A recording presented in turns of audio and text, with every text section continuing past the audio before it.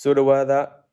daawadayaal kulanti wacan oo wanaagsan meel kastoo joogtaan iyo si walba muuqa iyagu idiin soo gaarayo. Halkani waa janalka wararka aan idinkaga soo gudbino. Janalkan haddii aad ku cusub tahay subscribe saaro si aad u hesho wararkii ugu dambeeyey ee caalamka iyo Soomaaliya. Had iyo jeer waxaan diyaar u nahay inaan wararka kugu soo gudbino si degdeg siima leh oo aan mar kastaba u rabno inaad degdeg u hesho wararkii ugu dambeeyey ee caalamka iyo Soomaaliya, adiga oo mar kastana helaya wararkaas iyo sida ay u dhaceen iyo halka ay ka dhaceen iyo goorta ay dhaceenba. aynu ku bilowna qodobada ugu waaweyn ee aan idiin hayno waxaa ka mid ah walaaca doorasho ee Soomaaliya ayaa heerkii ugu sarreeyay gaaray iyadoo beesha caalamka xubnaha mucaaradka ay isugu jira madaxweynayaal hore, hogaamiyaasha mucaaradka iyo xisbiyada qaarkood iyo sidaas oo kale xildhibaanada dowladda federaalka Soomaaliya gaar ahaan xukuumadda aan taageersanayn dhammaantood ay cod mid ah ku leeyihiin.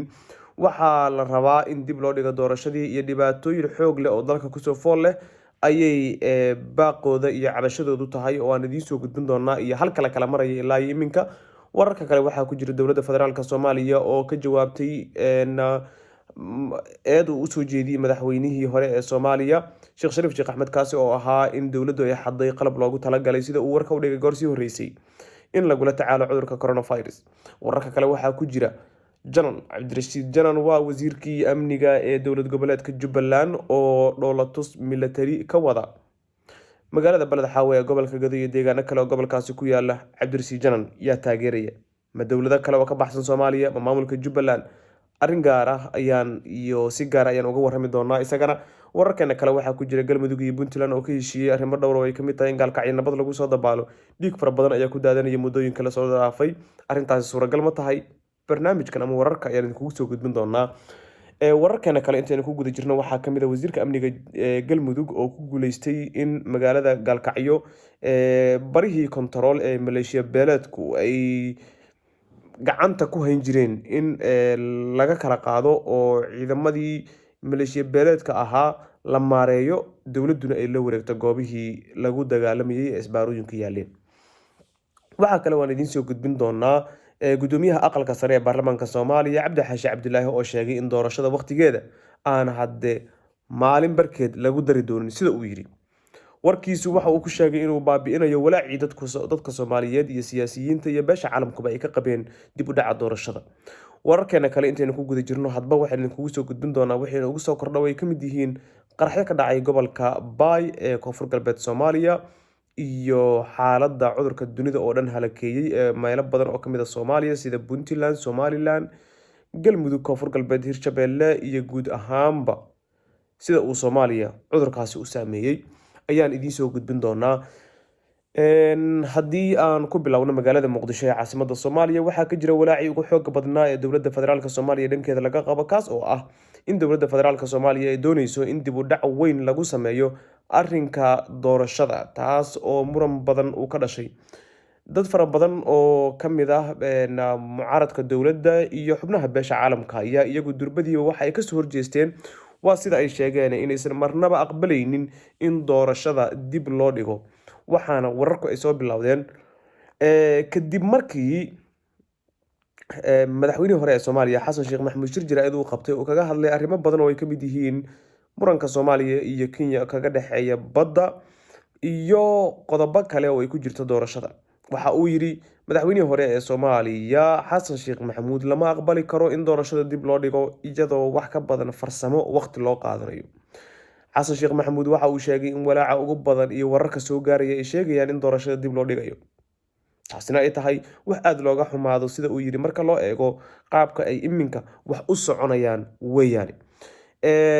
madaxweynuhu shirkiisa jiraad wuxuu kaga hadlay qodobo dhowr oo ay ku jiraan in uu yiri halkii aan uga tagay 3 sano ka hor nidaamka dacwadda badda ee Soomaaliya iyo Kenya ayay weli taagan tahay garto,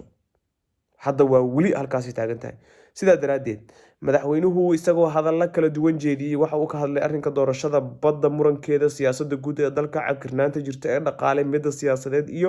khilaafka maamul goboleedyada dowladda federaalka Soomaaliya u dhexeeya. arrintaasi markii halkaas marayso waxaa kale oo iyaguna seefta gasha kala baxay maamul goboleedyada oo ay ka mid yihiin Jubbaland, Puntland iyo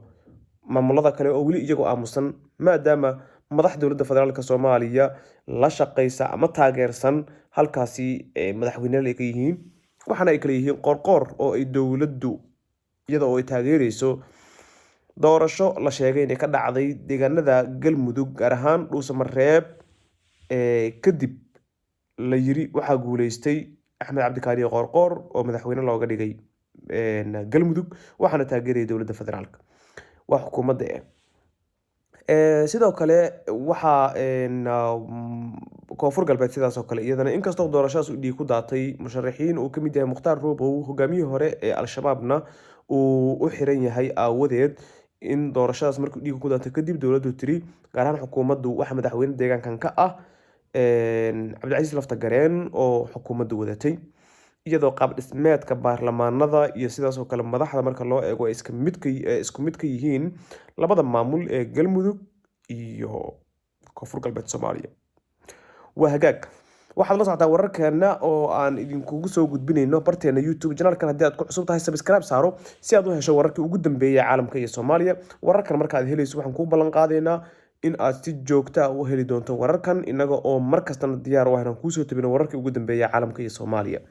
arrinka doorashada maamul goboleedyadu weli way diidan yihiin waxaa kamid ah maamul goboleedyada doorashada ogol iyo qaabka ay dowladda federaalka soomaaliya wax u wadato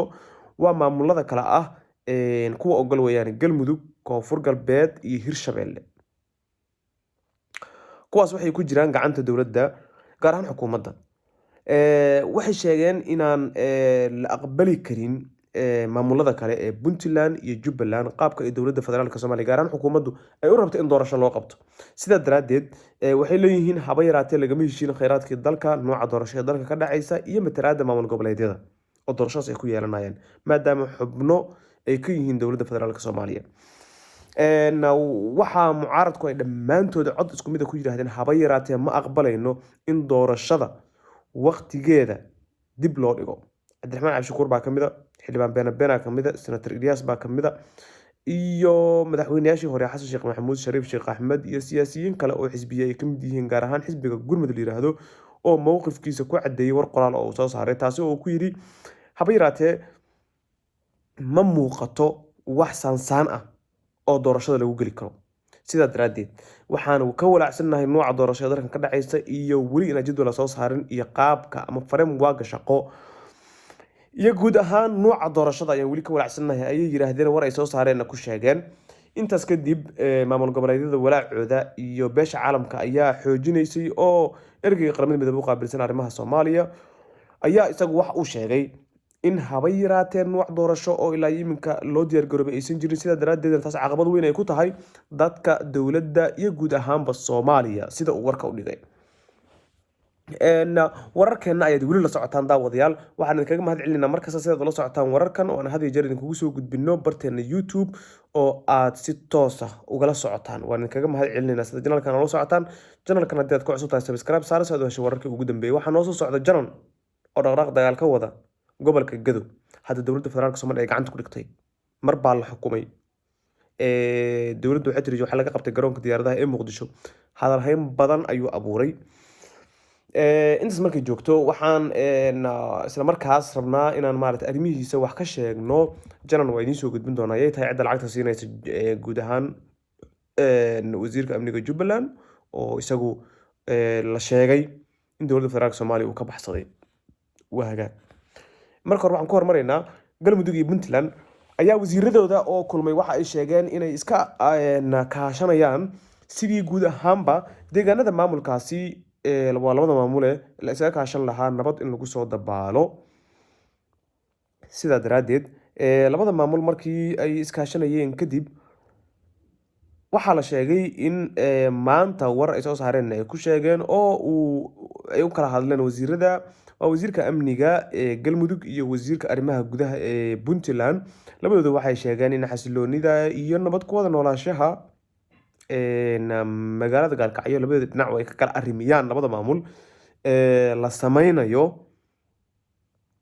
in la rabo in labada magaaloba waana magaalada gaalkacyo labadeeda gadiba ay noqoto mid xabada ka caagoon ama ka caagan si oo nabad ahna dadku ay isaga kala gooshaan labada magaalo intaas kadib wasiiradu waxay isla ballan qaadeen inay ka wada shaqeyn doonaan iskaashi amniina ay yeelan doonaan si magaaladaasi dadka waxgalka ah ee lagu leynayo maalin kasta marka loo eego qaraxa lagu dilo toogasha ha dhacdo iyo wixii lamid ahay sidaas aawadeed ayaa la sheegay in laga gudbi doono wararkeena ayaad la socotaan oo barteena youtube-ka idinkaga imaanaya. Channelkan haddii aad ku cusubtahay subscribe saar si aad u hesho wararkii ugu dambeeyay caalamka iyo Soomaaliya. Jubbaland ayaan eegaynaa. Wasiirka amniga Jubbaland Janan oo hub culus iyo lacago laga soo siiyey meel ka baxsan Soomaaliya sida lagu eedeeyay weeyaan, inkastoo inagu aanan hubanti u haynin, ayaa sida lagu eedeeyay waxa uu dhulatus ka wadaa magaalada Balad Xaawo. warar ay qortay caasimada online bog la yiraahdo oo ka faalooda ama ah website wax ka qora arrimaha Soomaaliya ayaa isaga lagu yiri wasiirka amniga dowlad goboleedka Jubbaland Cabdirashiid Janan ayaa muddo kadib ku soo laabtay ama muddo kadib dib ugu soo laabtay ayaa lagu yiri xerada Banyoley ku dhow xuduudka Kenya ee gobolka Gedo kadib markii uu safar muddo ugu maqnaa magaalada Nairobi ee xarunta dalka Kenya.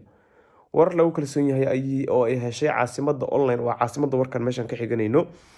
warar lagu kalsoon yahay oo caasimadu heshay ayaa sheegaya in Janan uu la yimid hub iyo lacag isla markaana uu dhaqdhaqaaqyo ka bilaabay gobolka Gedo. ugu yaraan 100 qori oo AK47 ah, rasaas fara badan iyo mushaarka muddo 3 bil ilaa 2 bil ah ayaa la sheegay in laga soo siiyay Nairobi. waxa uuna dhaqdhaqaaq ka wadaa aaga dagaal ee Balad Xaawo. waa caasimada online war ay qortay warkaasi oo aan ka xiganayno inagu, laakiin arrintaas mid ka baxsan oo aan jawaab u hayno ma jirto. dad goobjoogayaal ah ayaa caasimada online u sheegay in shalay dhowr jeer ee maqleen rasaas lagu sheegay dholatus, halka qaar kale ay sheegeen in ciidankiisa ay sameynayeen dabrid, taasi oo abuurtay baqdin xoog leh. saraakiil ka tirsan militariga Soomaaliya ayaa caasimada online sidoo kale u sheegay in ay ka warqabaan dhaqdhaqaaq ciidan ee wasiir Janan isla markaana ay diyaar u yihiin waxa ay ugu yeereen isdifaacid. dadka deegaanka ayaa cabsi ka qaba in mar kale xabadi ka bilaabato ama dagaal uu ka dhaco magaalada Balad Xaawo, halkaas oo muddo bila ama wax ka badan ah deganeed. Jubbaland ee dowladda Soomaaliya kal hore ku eedeysay in gobolka ay ka wado xasilooni darro siyaasadeed iyo mid amni. guud ahaan inta ay kusoo gabagabeynaya wararkii ugu dambeeyay caalamka iyo Soomaaliya waad kala socotay bartayda. fadlan channelkan ku cusub tahay subscribe saaro si aad u hesho wararkii ugu dambeeyay. channelkan subscribe saarato inaga dhiirigelin ay noo tahay, adigana war helid ay ku tahay. soo dhawow mar kale.